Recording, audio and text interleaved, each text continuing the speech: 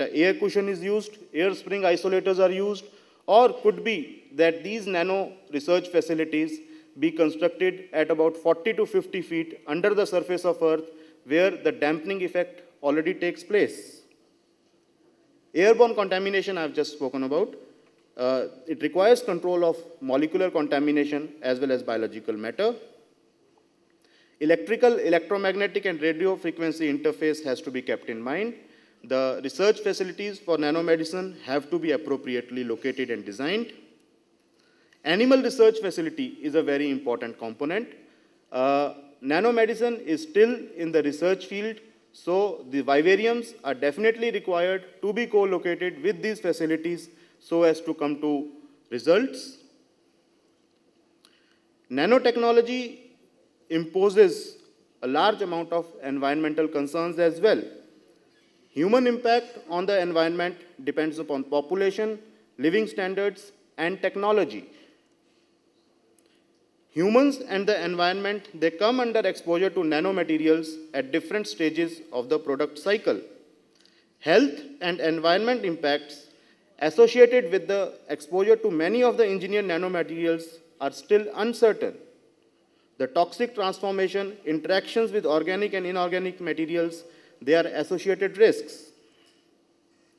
As I have just outlined, nanotechnology is coming a big way into many applications: information technology, energy, medicine, consumer goods.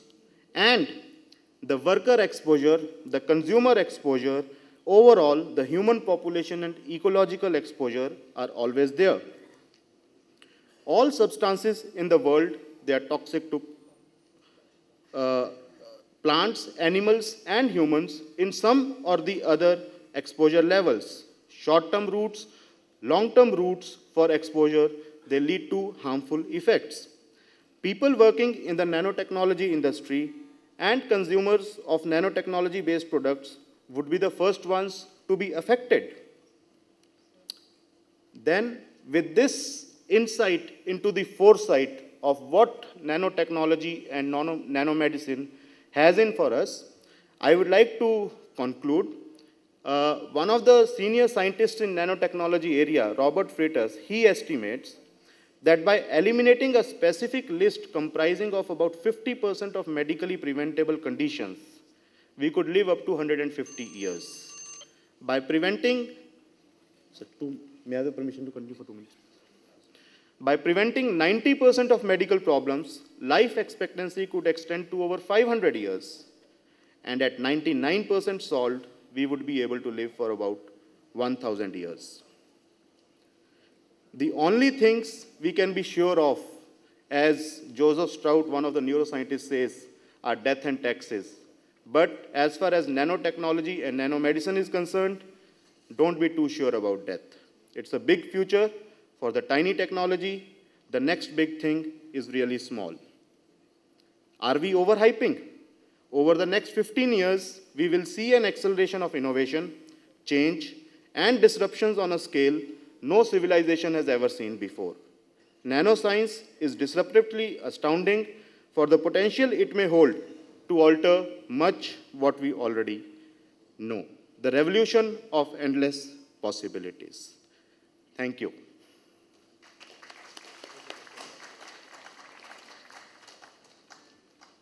I think you can take your place. So, thank you, sir. Audience. All the questions, if they are to the speaker, can be held after the session is completed. And you just heard what are the potentials of the nanotechnology and how it likely to impact on the healthcare, patients, and healthcare providers. As any innovation takes its own time, and in what form it will fructify is uncertain. As nobody could imagine what cell phone could do to a person when it was invented. And today we all know what all has been the benefit on the flip side of the cell phone invention. May I request my co-chairperson to introduce the third speaker?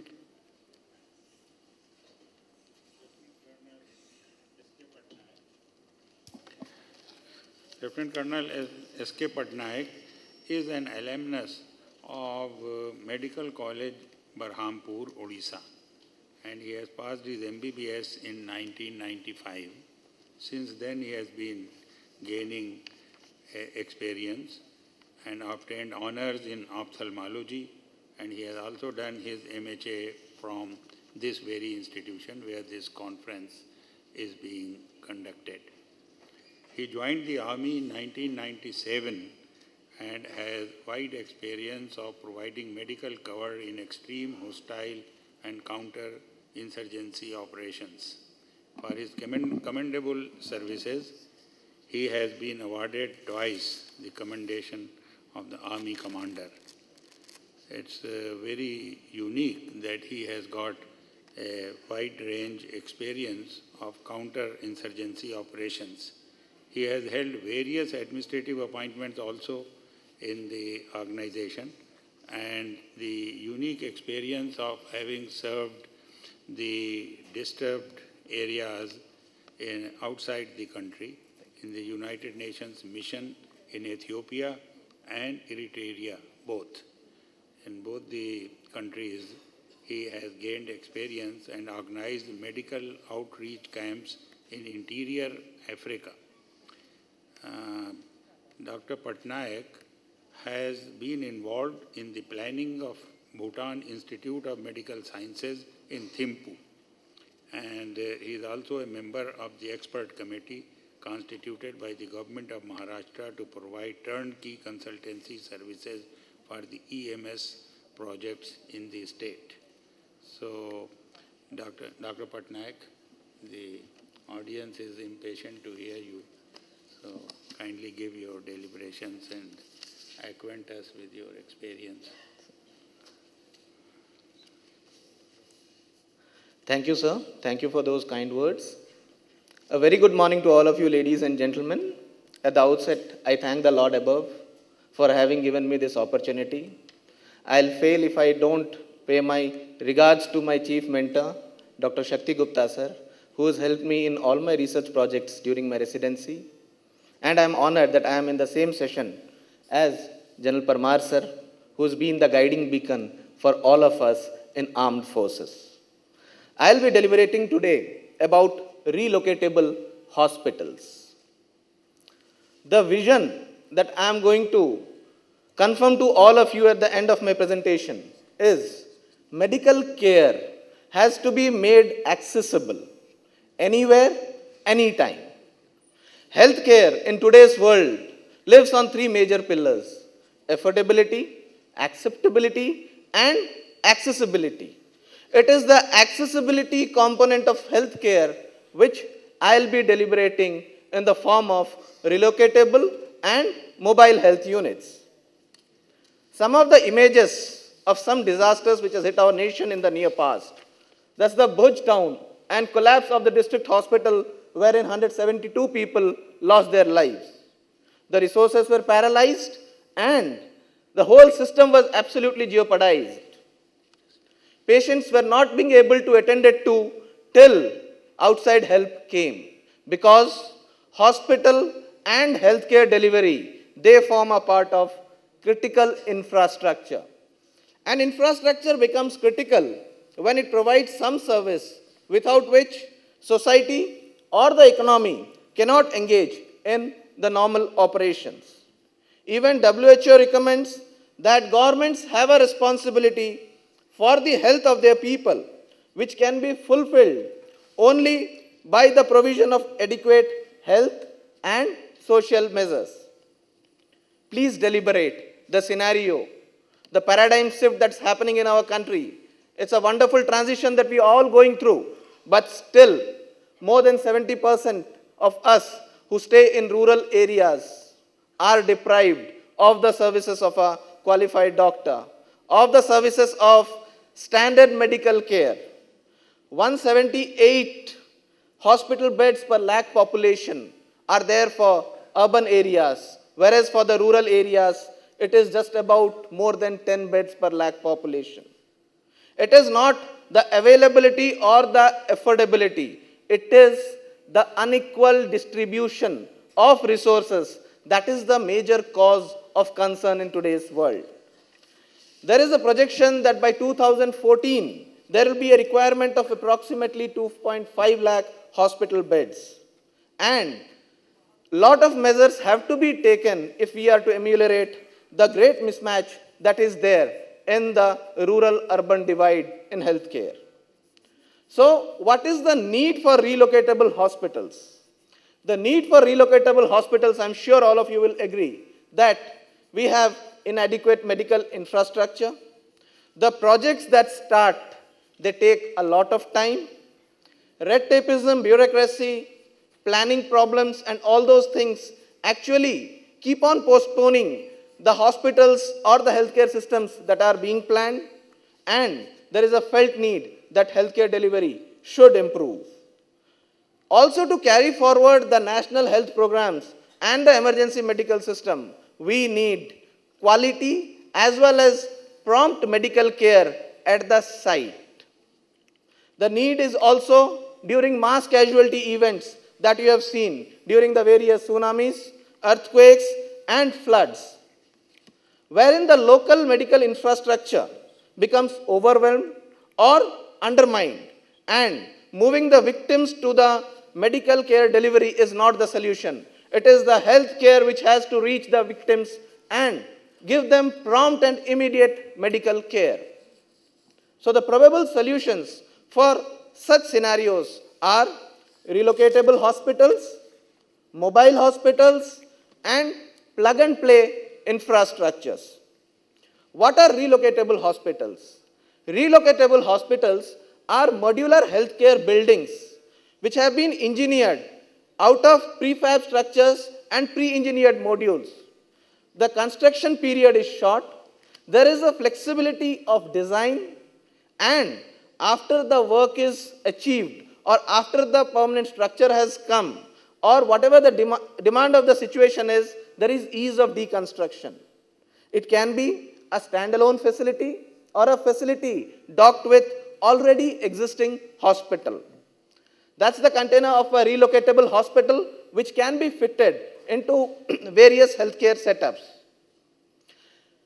The plug-and-play infrastructure, just as all the utilities of the city are uninterrupted when one property undergoes a construction or demolition project, a hospital should be so designed that the vertical as well as horizontal circulation and the basic functions remain in service when some part of it is being renovated. Suppose the X-ray unit has to undergo renovation.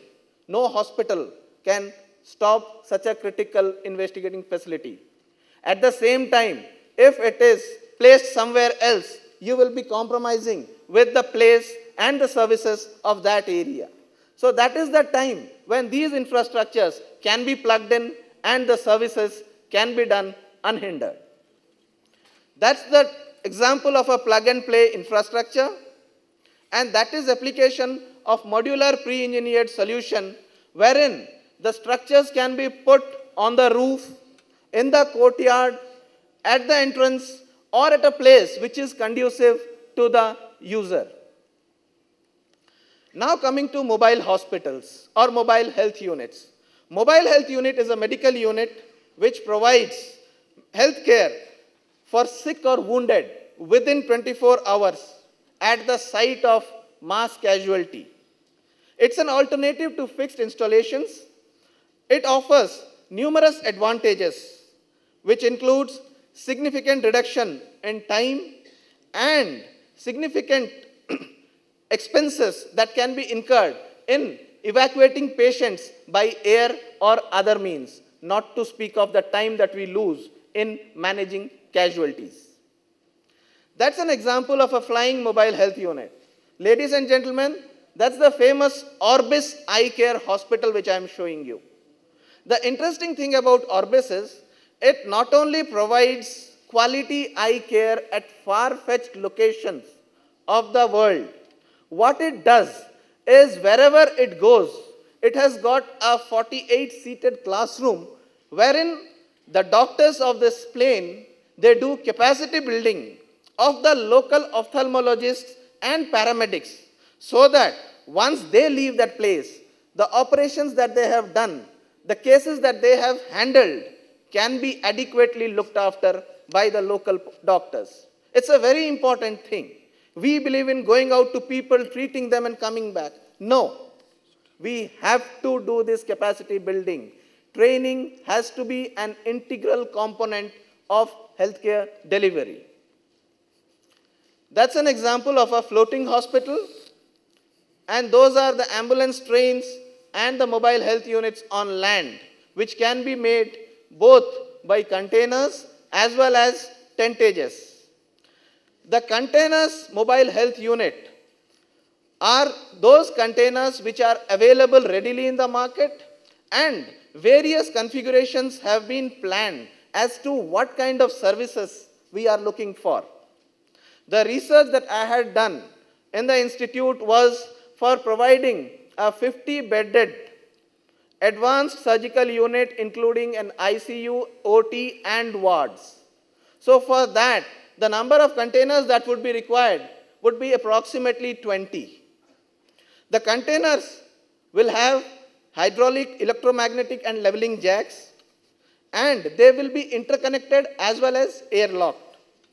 It will have a grounding system, and along with the containers, the tents also can be placed, which will be inflatable, weather and fireproof. Tents can be connected to other tents and the container hospital. These containers will be electromagnetic compatible, will have durability tests, will have a dry system storage, and can withstand wind velocity up to 90 kilometers per hour, and will be snow resistant. They will be customized for being earthquake resistant up to 6 Richter scale, and will have ventilating grills, automating closing doors, emergency exit gates, etc. Those are the containers, and that's how the containers are placed at site during the operations.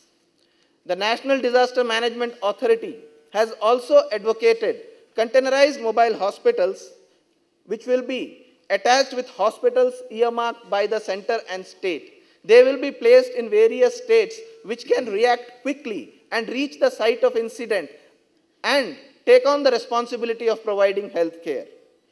That will be equipped with OT, X-ray, CSSD, and CBRN, that's a chemical, biological, radiological, and nuclear warfare. Those cases can also be managed in this. They will be self-contained logistically, and these containers, when not being used, that is, when there is no disaster or no emergency, they can be routinely used for the national health programs. They can be routinely used for going and providing outreach services. That way, the maintenance of these mobile health units will also take place in proper order. What are the advantages? The advantages are it can be deployed rapidly. It can be deployed as early as within 6 hours after reaching the site. The working condition for doctors and nurses will be as good as the civilian hospitals. The stents and the dental material and substances do not have any MRP. You are at the mercy of the supplier or vendor. He charges whatever it is, and the comparative statement of 3 suppliers is the one which dictates that a patient pay a higher price. These also issues outside the medical domain needs to be attended to by the regulatory bodies. Thank you very much. I thank eminent chairpersons and speakers on behalf of organizing committee. Now, for the benefit of those of us who missed out on the launch of our research foundation yesterday, we are playing the video once again.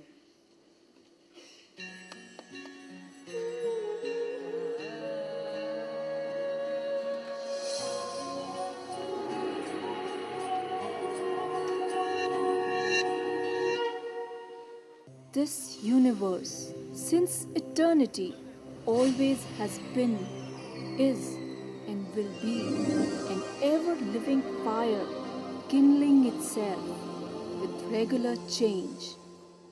Change being central to the universe. Eternity plays with the clay of time. Each end marks the beginning that evolves into another. The only constant is change.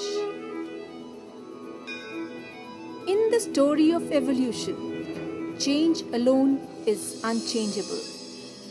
Humans, as social beings, uniquely adapt to utilizing systems of communication for self-expression, the exchange of ideas and organization, which leads to the mankind's ability and ambition to evolve and advance societies. This human intelligence, their ability to communicate and evolve, and the human desire to understand and influence their environment works exponentially, resulting in inventions and technological discoveries that makes the world a safer place to live. Evolution of hospitals has been no different. The first traces and evidence of healthcare concept ranges back to the 5th century BC, to the Indian monastic system created by the Buddhists. Few traces of the hospitals in the modern sense of the word have been found in Greece in the 4th century BC. But hospitals in the true sense of the word first appeared in the Western world at the start of the Christian era to shelter the sick or weary travelers and persons too poor or ill to be treated at home. Yet, their dirty, crowded and dark environments were anything but hospitable. During the Middle Ages, monastic infirmaries were established and public hospitals were also opened. Specialized institutions were also originated at this time. During the golden age of Islam, magnificent hospitals were built in various countries, institutions which eventually became the true forerunners of the modern teaching hospitals. The modern hospital is a matrix organization, an amalgam of social, architecture, and technology. The functioning of a hospital has unique components of its own, apart from the elements of functioning of a business organization, research laboratory, and a departmental store. The ever-increasing demand of the healthcare seekers, technology changes, and advancements have to be judiciously balanced with the constraints on resources. Community center within the campus itself, and it's just adjacent to this hall. So please feel free and enjoy your dinner with us. We'll be so obliged to have all of you there. Thank you.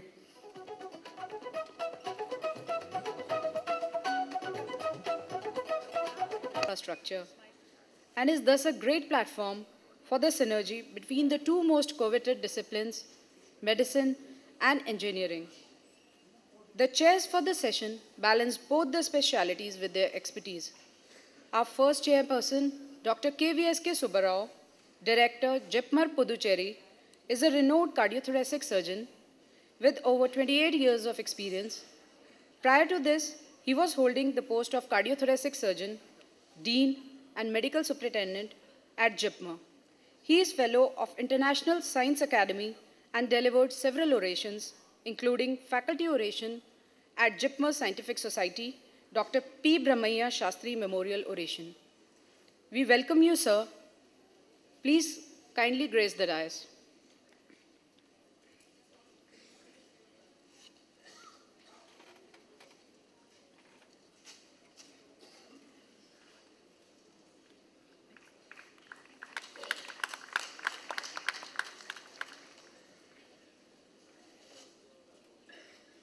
Thank you, sir. I also invite our next chairperson, Professor A.K. Gosai, Professor and Head, Department of Civil Engineering at the prestigious Indian Institute of Technology, Delhi.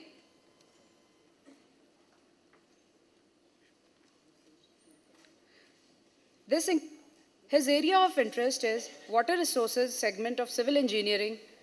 This includes infrastructure and design aspects of water supply and sewage system. His recent work on climate change and water resources has gone to UN as India's contribution. His domain of looking at water as a resource has an implication for health sector, like quality of water and waterborne diseases, etc. I request you to kindly grace the dais, sir.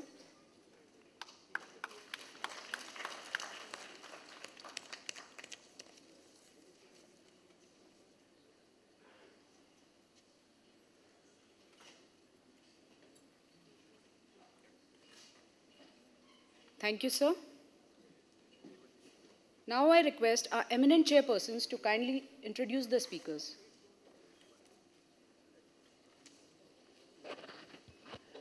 Good afternoon, ladies and gentlemen. Welcome to this second session on the second day of this wonderful conference, which is being held at All India Institute of Medical Sciences. As you all know that the healthcare delivery largely dependent on the healthcare infrastructure, which varies from a primary health center to a large tertiary care hospital, whether it is a teaching institution or a corporate hospital. The facilities have to be provided for various areas like the outpatient services, inpatient services, diagnostic services, emergency services, and a lot of planning is required to design, construct, equip, and finally make it functional.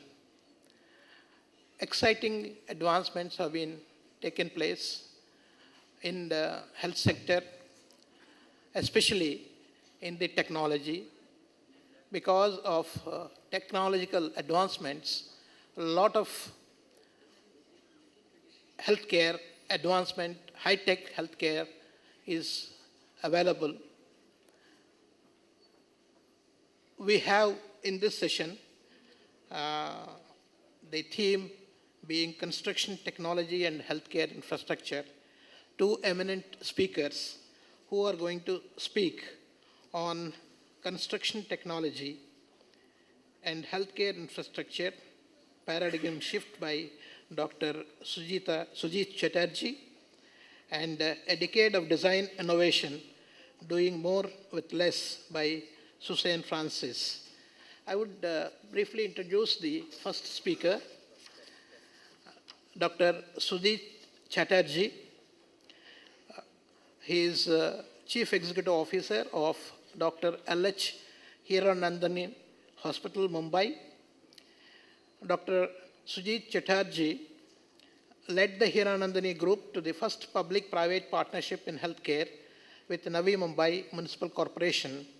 His area of specialization is obstetrics and gynecology and gyne-oncology. He was a doctor in the armed forces from 1976 to 1999, was selected by the armed forces for super specialization in gyne-oncology. Dr. Chatterjee has been involved in corporate health strategy planning and has initiated various projects. He has published many papers in various scientific journals and he has won awards for the best scientific presentation. He has also been awarded with the Chief of Naval Staff Commendation Medal for outstanding service rendered. May I now request Dr. Sujit Chatterjee to give his talk. Welcome, sir.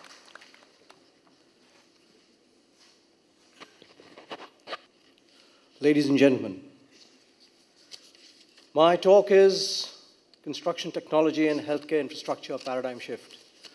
Ladies and gentlemen, what could be a greater paradigm shift when you have a gynecologist speaking on construction and one of the chairpersons in an eminent cardiovascular thoracic surgeon? That itself is a paradigm shift. But I must proceed. I've come all the way from Mumbai, and I will be damned if I don't get my few minutes on the podium. The structure of my presentation would be with an introduction, planning and execution, tomorrow, and whatever y'all are waiting for, the conclusion.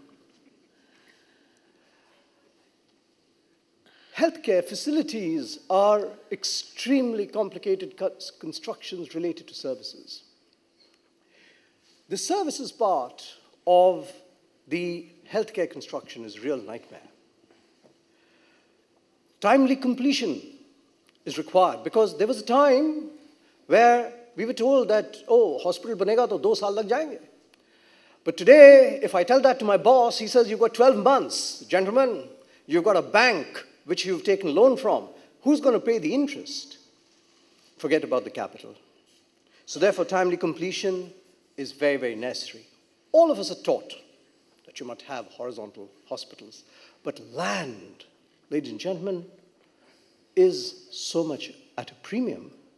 So therefore, the land might dictate the type of construction you have, and you may not always have it as desirable. It's very important to have a good team to create that paradigm shift that we're going to be talking about. Of course, you have everything, but the last one, people like me, the end users, are most important component of that team. And the reason is that we are so fickle-minded that once the plan is signed off by the architect, we visit another hospital. We've not visited it before. We visit another hospital. And then we come back and tell the architect, no, this change has to occur. He says, but it's good for construction. They've already built the wall. No, can't you break it? Well, this is a very important component. So there is the planning stage. You might like to make it horizontal.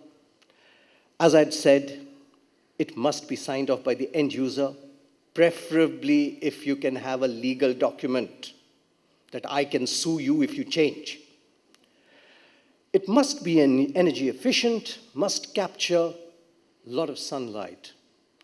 If it is possible for you to render an east-west, that's great.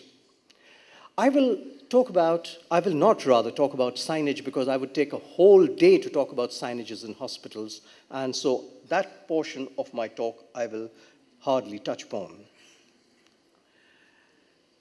Space planning is extremely important, and we went a little overboard at our hospital because we are basically realtors.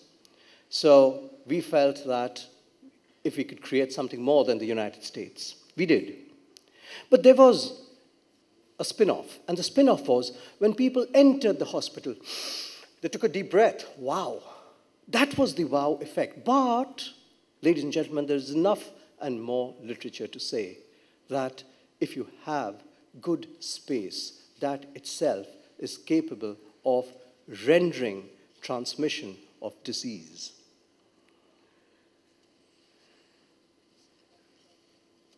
You need to have adequate passages, because there are hospitals in yesteryear which were designed to be hotels. And those hospitals have passages where people can take a bed or a trolley one at a time. So you require to have a plan which ensures that you are able to take two people across simultaneously with nicely loaded beds or trolleys. Zoning is important, and today all of us know, and we plan in a manner that we ensure that the maximum traffic is located in specific areas and doesn't spill over to the other areas of the hospital. And accessibility from the triage to your critical care units or even to your operation theater should have minimum bends. Best is if you have it in a straight line. And those are the design components which were not followed in yesteryear, which are being routinely done today. Now, as far as the civil is concerned, today there are new materials which have come to the fore. Now you can use high-grade iron bars and also high-grade concrete. Of course, this depends upon your structural consultant and designer, because there are certain areas of the hospital which have to take heavier load than anywhere else. And you can use, that is, save cost on a number of iron bars by using a higher grade iron bar, which is not exponentially more costly, and ensure that you have stability of structure. Also, the iron bars don't have to be wrapped, but you can use couples to ensure that the iron bars are put in place. Now, we all spoke about how fast you can create hospitals, or how fast you can get the brick and mortar up. But Newer design technology, for example, if you have the dry walls for construction, these are compressed sheets with fiber, and they are water resistant, they can be used on an external surface. We are regularly using dry walls in constructions these days. But the dry wall, we have started with internal walls, and it requires less manpower. So therefore, when your contractor comes, you can actually tell him that, look, you don't need so many people on site. So it's very, very efficient, and it doesn't keep your site watery and dirty. A flat slab construction will go, much faster than a beam. And the flat slab also helps you with your services. If you get beams coming in between your construction, then your service lines might have to pass through those beams.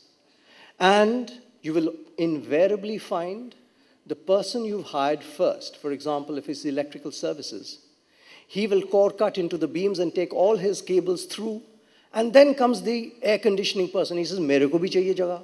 He says, "Aapko to milega nahi." He says, "Phir to main niche se karunga." And the architect will sit on your head and say that, "Look, my false ceiling is now taken. So the beauty of it all will go." So therefore, if you have flat slabs, then in that case, the services will not be such a headache.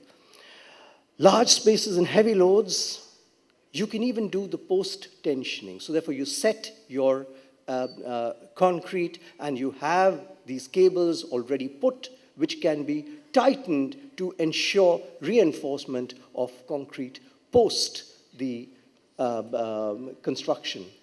Now, due to tight time schedules, the construction equipment also play an extremely important role. For example, if you have today, and today it's going to happen more and more, that hospitals will have retrofits, and construction people cannot be permitted inside the hospital. So the rack and pinion arrangements, the lift access from outside, materials from outside, and storage at a service floor which you will have to create, or you may create, and all the people going across from the outside who don't access the hospital from inside will help a lot towards construction, not only for the speed by which material and man go up, but the fact is that you do not want unnecessary traffic into the hospital for a variety of reasons. Energy efficiency is something that we all have to look at. There's no escaping this. Hospitals are the most complex and high guzzlers of energy. The hospitals will guzzle 2.5 times more than an office space. And typically about 15 to 20% of your operational expense is on energy. Therefore, construction could also be double jacketed. There are advantages of having 2 jackets. And this helps during the monsoon, because in Mumbai we have terrific monsoon. So if it keeps hitting your perimeter wall, then in that case, if there are cracks, you have the soakage right inside the hospital. A double jacket minimizes that. It also minimizes the direct heat. I know Delhi is far hotter than Mumbai, but the humidity factor in Mumbai is far greater than Delhi. So therefore, the heating by conduction is maximally reduced, and also to use the hollow brick technology. If you use hollow bricks, then, well, it is lighter, and at the same time, it prevents the conduction of heat, and also there will be the noise transmission is much less. And the external painting of the hospital could be a reflective paint. As you've seen in my hospital, we use Renova, and it's a reflective paint, so therefore it helps me to ensure that despite having an air conditioning system running, I don't have dilutants which are from nature to that energy utility. A good RCC, now ladies and gentlemen, this photograph is of my basement, but if you have a good reinforcement concrete application, You don't need to waterproof. And this is especially true as far as basements are concerned. Now, this basement, we saved 3.5 months of construction time. So that's enormous by way of construction. Now, these are even better for buildings which have double basements. I have a single basement, but buildings which have double basements, if you do good RCC work, you do not need to waterproof it. Well, if you want to get good sunlight, then common sense indicates that an east-west facing building is going to get, one half of the building is going to get a lot of sunlight at one particular point in time, and the other half when the sun is setting. Though, of course, the northern light is the weakest light. It's well established that northern light is the weakest light. Large windows need to be hermetically sealed. You need large windows for the sunlight to come in, but have hermetically sealed windows. The initial cost may be a trifle more, but good insulation material will ensure that you do not lose a lot of heat. There is no incoming sunlight and heat associated. So therefore, hermetically sealed windows do help. Now, as far as air conditioning is concerned, thermal storage can also be considered. Now, you get ethylene glycol balls, which can be actually cooled, chilled, and then cool water for your air conditioning water during the day can be passed over them, and it will maintain the air conditioning when you actually can switch off your chillers. So therefore, the power utility is so much less. And this is something that one needs to think about. But it will only work if you have a differential tariff between day and night. If the tariffs are same, then this is going to cost you, and you really have no great benefit. You need to ensure that your machines run optimally and the power factor is unity, so therefore you even get a concession which comes from the municipal corporation that they say that you're doing a good job, you're keeping all your machines upright, your power factor is unity or close to unity, and they give you a rebate. Solar power can certainly be used, but it impacts, you require a fair amount of area devoted to it, and the diagonal of more than 90 feet in our experience has been that the temperatures are not always constant.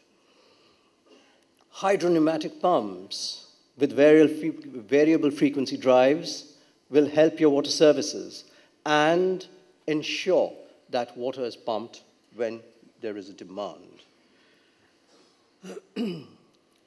Now, we need to also understand that we need to use energy efficiency lights, like you don't need halogens.